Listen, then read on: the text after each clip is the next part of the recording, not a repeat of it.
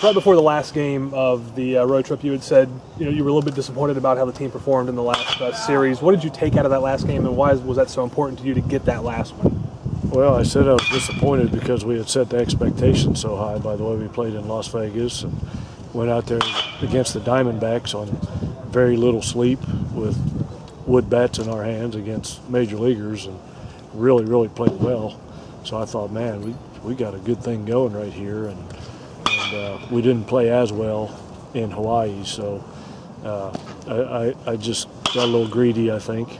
But looking back on it, going 5-2 on the road trip, and it was a long trip, and I think we learned some things about the team. So I think it was positive all the way around. You touched on that. What did you take away from that? What did you learn? Lineup. We don't get to play inter-squads outside much before the season starts, so I think we're pretty settled on a lineup right now, and some young kids are performing real well. We started the first game in Hawaii with 5 freshmen out of the 9 hitters in the lineup, so that's super encouraging to be able to play so many young kids and have them do so well.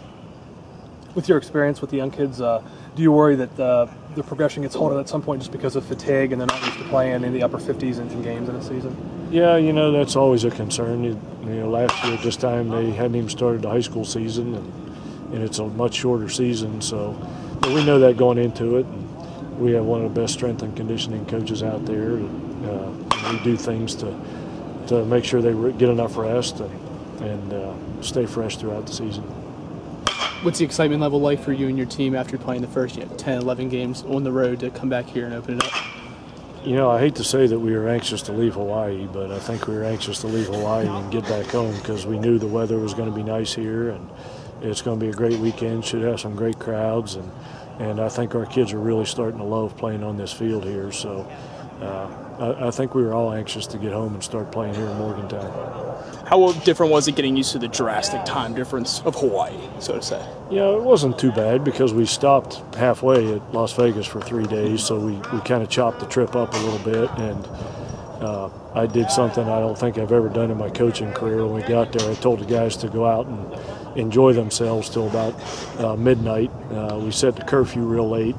We tried to get them on West Coast time schedule as fast as we could, and I think it worked. We weren't fatigued at all out there. We played with great energy, and coming back here is the tougher part.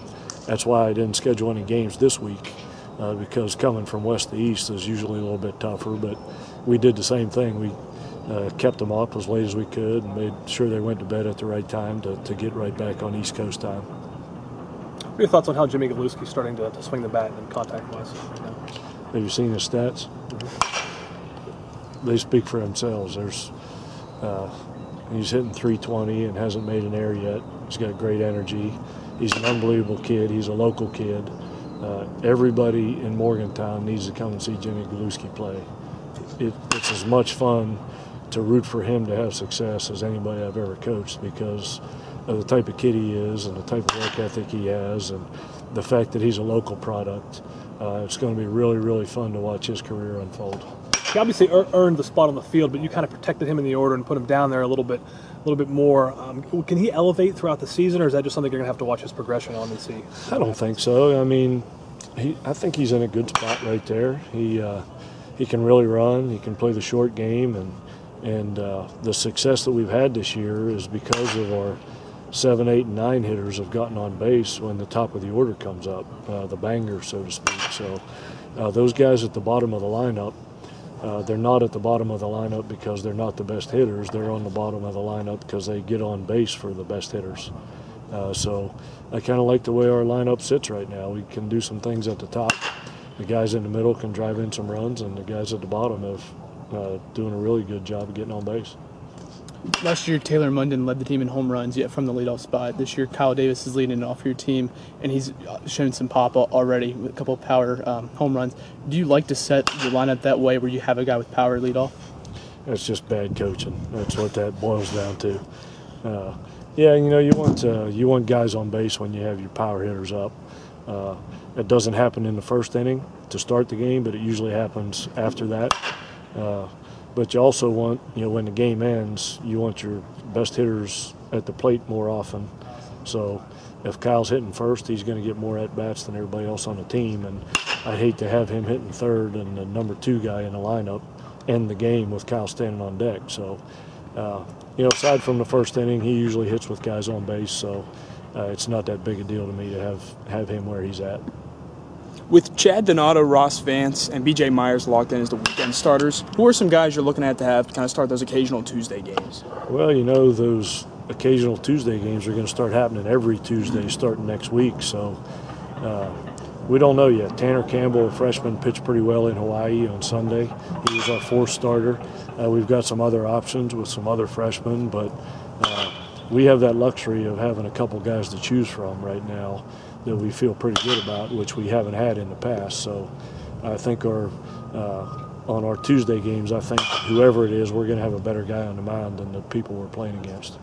For the weekend series, is the rotation going to stay pretty much the same, where it's Donato, then Vance, then BJ? Yeah, until further notice, those guys have all thrown pretty well. Chad hasn't got the results that he's hoped for, but he's thrown the ball pretty well, and he'll start getting some wins because he's too good a pitcher not to. For people that are coming to the game this weekend, or I guess even not, give us kind of a scout on Old Dominion and what can we expect to see out of them? Well, Old Dominion's one of those, people call them a mid-major programs that has a really good baseball program. They've always been good. It just so happens this year they're really good. They started out the season with 2 shutouts over NC State, a top 10 team, and Kent State, a team that was in Omaha not too long ago. So they're really, really good this year, which is good. We need to challenge ourselves here. So it's going to be a great series. I think they're 9-2 right now, and we're 7-3. So 2 really good teams going at each other in a great venue with great weather in Morgantown. How could you not come to the game?